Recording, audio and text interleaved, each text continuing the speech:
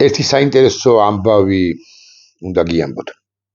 გუშინ აქციაზე გახლდით, პარლამენტის მიმდებარე ტერიტორიაზე მივედი, შედარებით ადრე 800 უკვე წუთები, ცოტა ხალხი იყო 20-ოდე 30-ოდე მოქალაქე, უკვე შემდგომ 9:30-ისთვის მომრავლდა ხალხი, იქ დავყავით დაახლოებით 9 საათი, შეიძლება ოდნავ მეტი 40 წუთი, ეკით ერთად მე და ჩემი მეგობრები მსჯელობდით, ეს აქციები ხო, მიტინგები ხო როგორია, მსჯელობ სხვადასხვა მნიშვნელოვან ან ნაკლებად მნიშვნელოვან საკითხზე. მერე ვიღაცამ დაახლოებით 9 აპრილის მემორიალიდან შესძახა დავიზარითო და დავიზარით თავისუფლების მოედნისაკენ. იქ ქონდა ლაივი ჩართული, გავასწარით თავისუფლების, გავცდით თავისუფლების მოედნის მეტროს, გავცდით იმ გალერეა ქვია ხო, იმ ცენტრალური უნივერმაღი რო იყო ჩემ ბავშვობაში. იქ არის მიწისქვეშა ჩასასვლელი, ჩავიდა დემონსტრანტები, ჩავიდნენ, არ ამოსულან პუშკინის სკვერში, ანუ ხელმარცხნივ არ გაუხვევიათ, გააგრძელეს გზა თავისუფლების მოედნის შენობების ლუწი რიცხვის შენობებისაკენ, ანუ იქითკენ ყოფილი ლესელიზის ქუჩისკენ, იქით ამოსასვლელისკენ, სადაც საქართველოს ბანკის ცენტრალური ოფისია და გაუხვიეთ დადიანის ქუჩისკენ, ანუ შევსულიყავით და ჩავსულიყავით შესაბამისად მარცხნივ ქუჩაზე, კოტე აფხაზის ქუჩა ქვია ხო, კოტე აფხაზის ქუჩისაკენ, თუ არ ვცდები კოტე აფხაზის საქვია და იქ გადაგვეღობა პოლიცია. და პოლიციამ არ გაუშვა დემონსტრანტი არსად. არავინ არ გაუშვა. არც მარცხნივ, არც მარჯვნივ. ეს კიდე ახალი სტრატეგია თუ ტაქტიკა აქვს მოფიქრებული სახელმწიფოს, რომელსაც ფსევდოპოლიტიკოსები და ბანდიტები მართავენ. ვიწრო ქუჩებისაკენაც კი არ უშვებს. იქნება და გადაადგილება მინდა, იქნება საერთოდ არა ვარ დემონსტრანტი. წასვლა მინდა დადიანზე. ხო? ასვლა მინდა ზემოს ოლოლაკში. არ გიშვებს. არ გვინდა რა დაპირისპირებაში შესვლა და თუ თლად გულახდილები ვიქნებით, არ შეგვიძლია რა დაპირისპირებაში შესვლა, ჩვენ მოვტრიალდით. 99% პროტესტის მონაწილეებისა მოტრიალდა. ისევ იმავე მიწისქვეშა გასასვლელში ჩავედით, მაგრამ აღმოჩნდა, რომ რამდენიმე ახალგაზრდა, მათ შორის რა ქვია დათოს ბიჭს იგამ. ქაშია, რა ქვია? ვერ გავიგე. დათო ქაშიაშვილის ბიჭ დათო ქვია? დათო ქაშიაშვილი, დათოს ბიჭი ქაშიაშვილი, ჩემი მეგობრის, ჩემი კოლეგის. ის კიდევ ერთხელ დაიჭირეს. აგრესი პოსტი დაწერა მამამისმა. ანუ დათომ ქაშიაშვილმა, ჩემმა მეგობარმა, გამხნევებო, მაგარი ბიჭი ხარო, ნახოთ ეს პოსტი თქვენს ნებართვით. პარალელურად ნახავ. უმაგრესი პოსტი დაწერა. თქვა ისეთი რამ, რასაც მამა პასუხისმგებლიანი უნდა ეუბნებოდეს სასაკვირველია პატრიოტ შვილს. ნახავ თქვენის ნებართვით. მამ იბრძოლე, დათა ქაშიაშვილს უთხრა, მამ იბრძოლე სანამ არ გაიმარჯვებ და არასოდეს დანებდე. ვამაყობ ძალიან მნიშვნელოვანია შვილების გამხნევება. შვილების მხრიდან მამების გამხნევებას მნიშვნელოვანია, მაგრამ მამების, მშობლების მხრიდან შვილების გამხნევება კიდევ უფრო მნიშვნელოვანია მერკი. ვამაყობ შენით, ჩემო ბიჭო. რამდენიმე საათში გიპოვი, ჯერ არ ვიცი სად გადაგიყვანეს ოცნების მილიციელებმა. მილიციელები რომ არიან ესენი და არა პოლიციელები, ამაზე ცალკე ვილაპარაკეთ. როგორ იქცევიან იცით? პერიმეტრზე ხო განლაგებულნი არიან, ანუ ამ შემთხვევაში ბლოკავდნენ როგორც კოტე აფხაზის ჩასასვლელს და დადიანისკენ მისასვლელს, ასევე მთელ პერიმეტრს, აი საქართველოს ბანკის გასწვრივ, თავისუფლების მოედანზე ემანდ ვინმე რომ არ გადასულიყო. უმრავლესობა იქცევა როგორც შპანა. ის არ არის დამოუკიდებელი საქართველოს პოლიციელი. ის არ არის რამ თვისებებით აღჭურვილი, ან რამ ცოდნა გავლილი, ან რამ რაღაც გამოცდილება მიღებული პოლიციელი. უმრავლესობა ეწევა, ერთმანეთში ჭორაობენ და გაყინული სახეებით იყურებიან. გაყინულების სახეებით იყურებიან შენსკენ.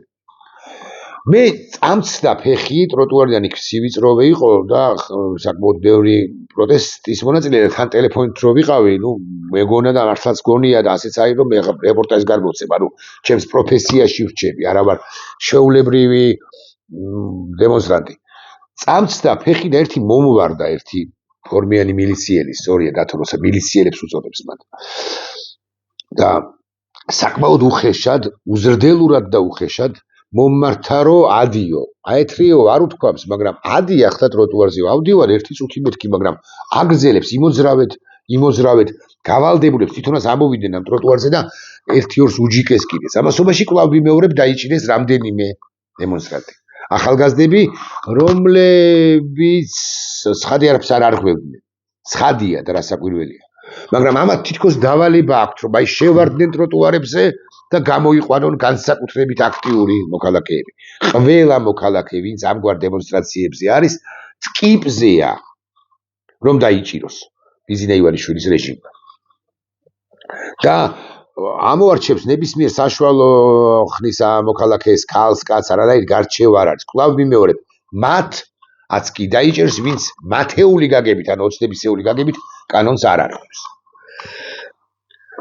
მე სამწყიბზე ვიყავი. თან ნერვებზეც არის, იცით, აი ძალიან მნიშვნელოვანია. ესე უხეშად რომ მოგმართავს და კიდე სხვა ეპიზოდსაც გავიხსენებ, ესე უხეშად რომ მოგმართავს, შეიძლება შენს უხეშად, ან ნახევრად უხეშად მიმართო. მაცადე რა, შეიძლება უთხრა და ამის გამო დაგიჭიროს. ან ნუ ჩქარობ რა. შენს ისეთი მისეული გაგების, ისეთი ლექსიკით გამოირჩე, რომელიც მას არ მოეწონება და კანონის დარღვევა მისეული გაგებით კვლავ. და პირველი კანონს ვინც არღვევს და ვინც იქცევა როგორც ბანდა, შპანა, ეს არის ფორმიანი პოლიციელები კი არა, მილიციელები. ეწევა უმრავლესობა მათგანი, ჭორაობს უმრავლესობა მათგანი, აგრესიულია უმრავლესობა მათგანი, დამცინავია მათი ირონიული და დამცინავია დემონსტრანტების მიმართ. ამ ეპიზოდსაც მოგიყვებით. ჩავედით უკან, დავბრუნდით ბრუნდებით, ძალიან წარუმატებელი აქცია იყო, მთლად გულახდილებით რომ ვიქნებით. დავბრუნდით უკან. ჩავდივართ იმავე, საიდანაც ამოვედით, იმავე მიწისქვეშაა გასასვლელში.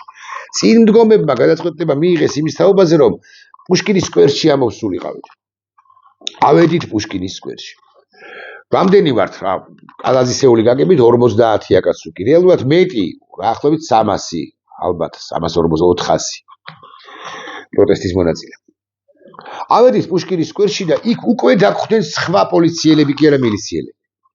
მე გავხსენე აი საკუთარ გამოცდილებაზე გესაუბრებით. არც მივმართავ ამ მინისტრად წოდებულ გელაძეს, მიხედეთ თქვენს პოლიციელებს თუ მილიციელებს მეთქი, როგორ იქცევიან მეთქი არა, როგორ გეკადრეთ.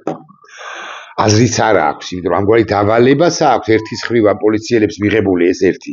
და მეორე დავალება რომც არ გქონდეთ ამგვარები არიან, ასე არიან გაწვრთნილები, ასე უნდა ვთქვა. ლოქოქილები, როგორც თოჯინები. პუშკინის სკვერში მყოფს ავედი თუ არა კიბეებზე. გავხსენი ეს ტელეფონი, რაღაც შემოწმება მინდოდა. გავხსენი ტელეფონი და დგავარ ახლობით 3 მეტრში, 2 მეტრში ერთ-ერთ რამდენიმე პოლიციელთან. და ეს ბოდიში ასე უნდა თქვა, ტიპი მომმართავს ხმამაღლა, ჩაგერიცხა? არ მაქვს მე არ ამყარი ნერვები, არანაირი პასუხი არ გამიცია, მაგრამ სხვას რომ უთხრას ამგვარი რამე, ვისაც სხვაგვარი ნერვები აქვს. მოვუტრიალდი, ვცდილობ რომ არ გავცე პასუხი და არც გავეცი, მაგრამ თითქოს მომზდებს. რამდენი ჩაგერიცხა მეკითხება. კვლავ ვიმეორებ, პასუხი არ გამეცია. ანუ ამათ წარმოდგენა აქვთ, რომ მე კონკრეტულად და დემონსტრანტების 90% კი 100% მიდის იქ, იმიტომ ეს ასწავლეს, ესე უთხრეს, ესე დაარიგეს, რომ ჩვენ 20-50 თუ 100 ლარს გვირიცხავენ და ამიტომ დავდივართ ამ დემონსტრაციებზე. ესენი ხო დაარიგეს, ხო უთხრეს, რომ ასე ხდებაო. კვლავ ვიმეორებ, შეიძლება რომელიღაც ეტაპზე მეც არ გამიძლოს, ვერ გავძლო, მიმწყვნოს ნერვებმა. და შეიძლება მათეული გაგებით აგრესიულად მივმართო ამ შპანას და უთხრა, რომ რა ჩამერიცხა. აი შენ ტელეფონი, გამომართვი ჩემი ტელეფონი და მანახე სად არის ჩარიცხვა. აი ეხლა უნდა ამიხსნა შენ მეთქი, ამას კანონდარღვევად ჩათვლიან, გადაგიხგრეხენ ამ ხელებს და წაგათხრევენ იმ დაკავების მანქანისაკენ, რომელიც პრაქტიკულად ყველა კუთხეს აკონტროლებს. ეს არის ჩემი ვიდეო ბლოგის გუშინდელი ეპიზოდი, გიამბეთ, ვახსენე და თოს შვილი დათა, უკანონო დაკავებები, ვახსენე როგორ იქცევიან პოლიციელები, ვახსენე და ღიად გითხარით, რამდენი ვიყავით 350, 400, 450, კაი ჟანდაბაშები 500 მაქსიმუმ. რამდენად წარუმატებელი იყო გუშინდელი კონკრეტულად, არა გუშინწინდელი დღე და დღევანდელი დღე იმედი მაქვს იქნება წარმატებული. როგორ მოგზდევენ ესენი და ყველა პატარა ქუჩასაც კი აკონტროლებენ და ყველა პატარა ქუჩაზეც კი დგებიან ეს მილიციელები და გიღობავენ და თითქოს გიბიძგებენ რომ კანონი დაარღვიო. რომ გაგიშვან შესაბამისად რაღაც 5 დღიანზე თუ 14 დღიან პატიმრობაში. არ აინტერესებთ ქალი, ასაკიანი მოქალაქეებიც იყვნენ, ცხადია. ხო, არ აინტერესებთ ქალი, ასაკი, გენდერი, სქესი, არაფერი არ აინტერესებთ საერთოდ. მოდიან და გაბულინგებენ, დაქცინიან, გაბულინგებენ და ასე შემდეგ. ახლა ეს არ არის მათი ბულინგის ვისეშინია საბოლოო ჯამში, მაგრამ ეს არ არის იმის მიზეზი, რაც ხდება საერთოდ ჩვენ სინამდვილეში. მე ჩვენ სინამდვილეში კი ხდება შემდეგი რამ და მე გეტყვით რაც ხდება. ბუკა ამას დაწერა პეტრიაშვილმა და მე ვეთანხმები აბსოლუტურად. ისა უბრალოდ არ ამბობ ხოლმე ამას. აი ბუკამ თითქოს გადაწყვეტილება მიიღო იმის თაობაზე, რომ ეთქვა ეს ყველაფერი და ალბათ უნდა დაეთანხმო ბუკა. ნაწილს მაინც წავიკითხა ამ პოსტისა. ეს პროტესტი კვდება. მე არ ვიცი რა მოხდება 28-ში დღეს 25 გვაქვს, ანუ 3 დღეში. რა მოხდება 28-ში, რამდენად ბევრი მოქალაქე გავა და რამდენად დიდ ფართობს დავიკავებთ. მგონია, ან იმედი მაქვს, რომ მართლაც ასე მოხდება. ბევრი გავალთ და ვიყვირებთ, ვიხუვლებთ. მაგრამ ეს პროტესტი კვდება რაოდენობრივი თვალსაზრისითაც, ანუ ყოველდღიურად ცოტა მოქალაქეა გამოსული. და ეს პროტესტი კვდება იმიტომაც, რომ ამ ბანდიტურმა ხელისუფლებამ ბიზინა ივანიშვილის რეჟიმმა ისწავლა გამკლავება ამ პროტესტთან. ერთი რომ აღარ გვაკეტინებს რუსთაველის გამზირს, მეორე რომ რაოდენობრივად იმდენად ცოტანი ვართ, რომ პირდაპირ ვიტყვი, ვერ ვძაბავთ. ანუ ჩვენ რო ვიყოთ რაღაც 10ჯერ მეტნი, ხო? 4000, 7000, 10000 კაცი, ხო? 15000 კაცი გადაძაბავ ამ სიტყვის ჯანსაღი კონოტაციით ყოველგვარი კანონის დარღვევის გარეშე. ეს დინამიკა არ არის, ეს ენერგია არ არის, ეს სინერგია არ არის. არ არის ტრიბუნა, არც უნდა იყოს შესაძლოა, მაგრამ მაინც. და აი მილევადია, რაოდენობრივადაც მილევადია, გუშინ წინ თუ ერთი კვირის წინ თუ იყო პირობითად 1700 კაცი იმ ქუჩა რო დავდივართ ხოლმე, ხო? 1500. გუშინ უკვე იყო მართლა 400. და ზე გაუცებად იქნება 200 და რომელიღაც ეტაპზე იქნება 20. უკაც ამას წერს, სანამ ერთი კაცი მანდ მაინც მივა რუსთაველზე გასაპროტესტებლად, მეც იქ ვიქნებიო და მეც იქ ვიქნები ბუკას მხარდამხარ. სხვაებიც იქნებია ჩვენ მხარდამხარ, ან ჩვენ ვიქნებით სხვათა მხარდამხარ. ანუ თლად ერთი კაცი არ გამოვა, 20 იქნება თუ 50 კაცი, ხო, 50 აკაცუკი კალაძე რუსის გაგებით, მაგრამ ვიქნებით, მაგრამ 50 კაცი ვერაფერს ვერ გადაწყვეტს, ვერ გაიგო. ბევრმა ინდივიდებმა ცხადია გაიგეს, რასაკვირველია მოქალაქეზე დგას, რასაკვირველია პროტესტი არსებობს, რასაკვირველია სამზარეულოებში შეიხუჟა ნაწილი საზოგადოებისა, მაგრამ გამოიყუჟება იქიდან, ანუ გამოვა, რასაკვირველია, მაგრამ შეგუების რეჟიმშია სამწუხაროდ ბევრი. დიახ, კვდებაო, ამბობს ბუკაც, ჩემი, შენი, ჩემიანის, ხვისიანის, სიზარმაცის, გადაღლის, იმედგაცრუების, მოუცრელობის და რა თქმა უნდა შიშის გამო რეჟიმი ფართხალებს, რეჟიმი კანკალებს, არასერიოზულია უკვე რეჟიმი რეაგირებს და მოქმედებს. რუსთაველის გადაკეტვისათვის დაჭერიდან მოვედით FP პოსტისთვის და მისის ქვეშა გადასასვლელში ჩასვლა ამოსვლისათვის დაჭერამდე.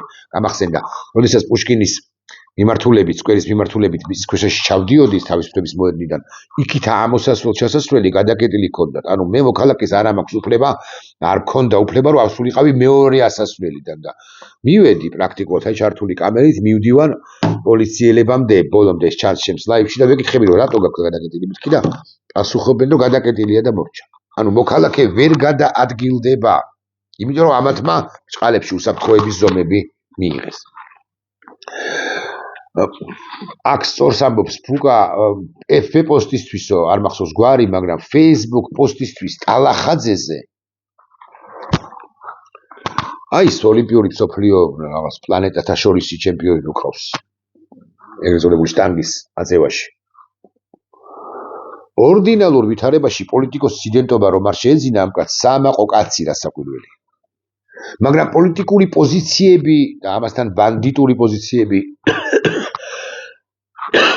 რომ დაიკავა ბანდიტების გვერდით არის მისი საჯარო გამოსვლა ცოტა თუ მახსენდება, მაგრამ ბანდიტები საქართველოს ამომგდებების გვერდით რომ არის, ამიტომ საამაყო სულაც აღარ არის ჩემეული გადმოსახედიდან. დიახ, როგორც სპორტსმენს ასაკურველია პატივი უნდა სცე. იმიტომ რომ რაღაც 887 ფუტრილებ ტონა და 500 კილო, ტონა ნახევარი კილო შტანგა ეგრეთ წოდებული 100-ია. ხო? ატაცით. მაგრამ როგორც პოლიტიკოს პატივს ვერ სცემ, იმიტომ რომ კვლავ ვიმეორებ, არის სამწუხაროდ მის და პირველ ყოვლისა, არის ამ საქართველოს ბანდიტების გვერდით. ან იგივე ლუკას მოგვარე, პეტრიაშვილი, გენო, როგორც შეიძლება პატივი არ სცემას. როგორც სპორტსმენს. მაგრამ გენო პეტრიაშვილმაც უკვე საკუთარი თავი გასწირა. ეს ცალკე ვიდეო ბლოგის თემა არა გენო პეტრიაშვილზე და არა ტალახაძეზე, არამედ ამ ხელისუფლების მიდგომებზე სპორტის და ხელოვნების მიმართ. მაგრამ გენო პეტრიაშვილმაც გასწირა საკუთარი თავი. გამოსწირავს თუ არა აქვს მასაც გულახდილები თუ ვიქნებით, აქვს შანსი რომ არ გაისვაროს, აი თლად გულახდილი ვიქნები ორივეს მიმართ. არ გაისვაროს ისე რომ საზოგადოებამ საბოლოოდ გარიყოს ისინი და მომავალში 28-ში თუ გაიმართება არჩევნები, აღარ მიიღონ არჩევნებში მონაწილეობა როგორც დეპუტატობის კანდიდატებმა, ანუ აღარ ჩაეწერონ ქართული ოცნების სიაში და ამით იქნება გადაირჩიონ დეპუტაცია. მაგრამ ეხლა ამაზე ხარ ვლაპარაკობ აქციაზე, ხო? მიწის ქვეშა გადასასვლელი და ტროტუარით გადაადგილება აკრძალულიაო, სერს ბუკა. დიახ, მე მინდა გაიცნობიეროთ ადამიანებმა, ვინც მოეწყეთ ამ ხელისუფლებასთან. სხვადასხვა გზით მოეწყეთ ამ მნიშვნელობა. რაღაცა კომპრომისზე წახვედით. მიწის ქვეშა თქვენს თანამემამულეებს, თქვენს ნათესავებს, ახლობლებს, მეგობრებს, შორეულ მეგობრებს, ადამიანებს, რომლებიც აღარ გიყვართ, მოიზულეთ, ადამიანებს, რომლებიც ჯერაც გიყვართ, არ მოგიზულებიან. ადამიანებს არ აქვთ მიწის ქვეშა გადასასვლელით გადაადგილების შესაძლებლობა. არ ვუტრირებ, იქ ვარ. იმას ვხედავ, ჩემი თვალით ვნახე. ლაივი არსებობს, სხვა თუ არაფერი, თუ არ გჯერათ ჩემი გუშინდელი ჩემი ლაივი ჭრდეთ. ეს ყველაფერი განპირობებულია იმით, რომ ჩვენი საზოგადოების მნიშვნელოვანი ნაწილი საკუთარი საქმეებით დაკავდა. დიახ, რუსული რეჟიმი არის დამყარებული ჩვენს ქვეყანაში. უკვე არის. და არ მინდა ხაზგას მე ყოველთვის ოპტიმისტი ვარ და ყოველთვის ვამბობ, რომ ჩვენ რასაკვირველია გავიმარჯვებთ, მაგრამ არ გამოვა პირველად გავპესიმისტდებით ქვეყნის ნებართვით. არ გამოვა გამარჯვება თუ ყველა ვინც ახლა მიყურებთ მე და შემიძახებთ ხოლმე კომენტარებში რომ აგრები ხართ, ყოჩახ თქვენ, გმადლობთ ვინც საქართველოსია ბადგულიც. თუ ვინც საქართველოში ხართ და ოდენ კომენტარებით შემოიფარგლებით, არ მინდა მე კომენტარი და არც არავის არ უნდა ეს კომენტარი საბოლოო ჯამში. გამოდით ხალხო. გაისიგრძე განით, ბოლომდე გაიგეთ რას ვკარგავთ. ჩვენ ვკარგავთ 1991 წლის 9 აპრილს აღდგენილ დამოუკიდებლობას. ჩვენ აქ რამე ჩვენს მდგომარეობას კი მართლა ფული ხო არ გვერიცხება მე და ბატონ პეტრიაშვილი ბუკას, ხო? არა გვაქვს პირიქით ფული, გულახდილად გეტყვით. საერთოდ არ აქვს. მაგრამ ბუკაზეც არ არის საუბარი, ბუკა მაგალითისთვის ვასახელებ, არავის ფული არ აქვს ამ საზოგადოებაში გარდა საშუალო ან დიდი ელიტისა, მოკლედ ხელისუფლებასთან მოწყობილების გარდა. დანარჩენები ყველანი ვართ თვიდან თვემდე. მართლა კი არ გვერიცხება ევროკავშირიდან და deep state-დან თანხა. მინისტრი იყო ეს კაცი. და შეეძლო როგორღაც ყოფილიყო მოწყობილი ამ ხელისუფლებასთან. მისი თანაპარტიელები, აწუკე ყოფილები 80% მოეწყო როგორღაც და იმათ აქვს ფული. ხელფასის სახით გასაგებია. ამით ადაპტირება ხდება, მოერგო თითქოს ბევრი ამ რეჟიმს და ამ მორგებისა და გამო ეძებენ კმაყოფებს. არა და კარგავთ, კვლავ ვიმეორებ ჩვენ 1991 წლის 9 აპრილს მოპოვებულ დამოუკიდებლობას.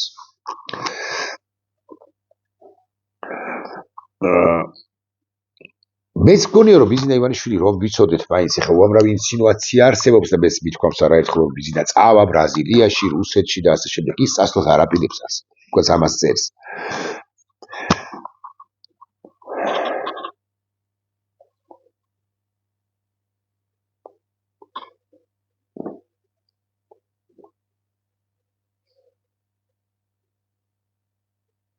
სიმწარე მალაპარაკებს უსუსურობა. წერს ამასაც. და კიდევ ერთი ამბავი, რატომ უნდა ვიყოთ იცით გარეთ ქუჩაში? რაღაცა ემპათია ხო არსებობს, რაღაცა თანაგანცდა ხო არსებობს. ხალხო ძალიან ბევრი ცოტაც რომ იყოს ვერაფერი შეღავათი, მაგრამ ძალიან ბევრი საუკეთესო ახალგაზრდაა დაპატიმრებული.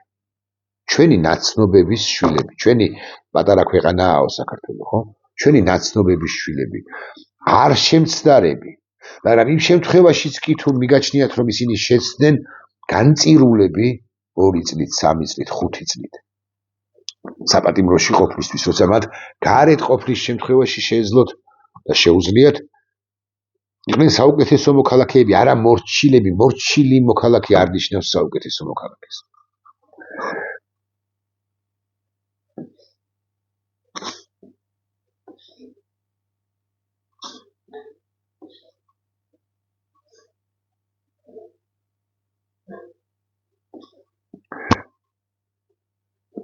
და კიდევ ბოლო პასაჟი რასაკვირველია ბუკა მართალია მეც მithქვავს და გუშინაც სწორედ მე და ბუკამ და კიდე სხვებმა ვილაპარაკეთ ამ თემაზე. სად გადაწყდება ჩვენი ბედი? უკრაინაში გადაწყდება რასაკვირველია. აქ წერს ეხლა უბრალოდ იმ გავჩერდი რომ ამაზე ამახვილებს ბუკას ყურადღებას და მეც ამახვილებ და ბევრი ჩვენგანი ამახვილებს. უკრაინაში გადაწყდება რასაკვირველია ჩვენი ბედი. როგორც გაგრძელდება და მე დასრულდება უკრაინაში ამბები, ბევრი რამეა დამოკიდებული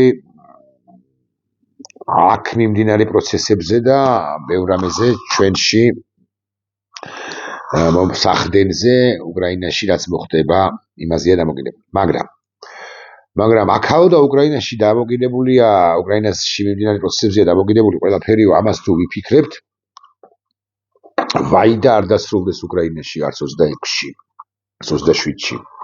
გაანადგუროს რუსეთმა, არ უნდა გავფართხალდეთ, თუ ასე უნდა ჩაუბარდეთ.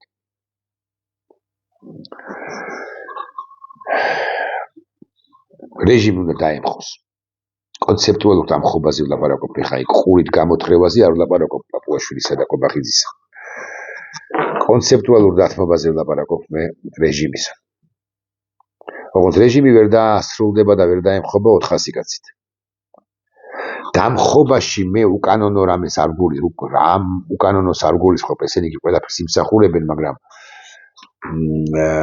მაინც ყველა დაანონსებული რევოლუცია და დამხობა პირიქით ჩვენ საწინააღმდეგოდ მოქმედებს და კონტრპროდუქტიულია და ჩვენვე გვაზიანებს. არა, მე კანონიერ დამთავრებას გულისხმობ ამ ხელისუფლებისა. თუ რეჟიმი არ დამთავრდება, ჩვენი სახელმწიფო დამთავრდება. ახლა დაჯექით, დასხედით, მიირთვით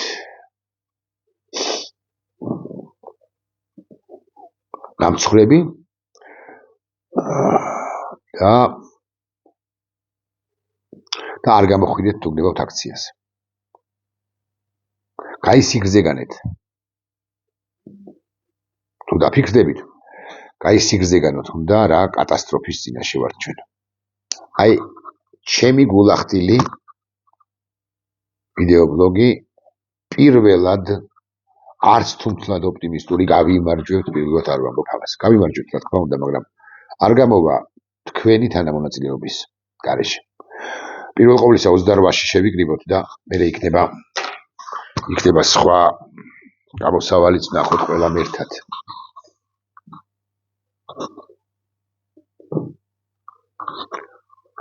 თან არც მინდოდა რომ ეს ამ ვიდეობლოგის რაღაც ნაწილი მაინც წაეღო ამ ტროლბოტ სამთავრობო არხებს. მათ არ თქვან რომ დაბლიაშვილის პესიმისტურად არის. წაიღო ნახლა ჩაწერილია და ატვირთულია, მაგრამ არა ვარ პესიმისტურად, მომეძალა ეს ფიქრები.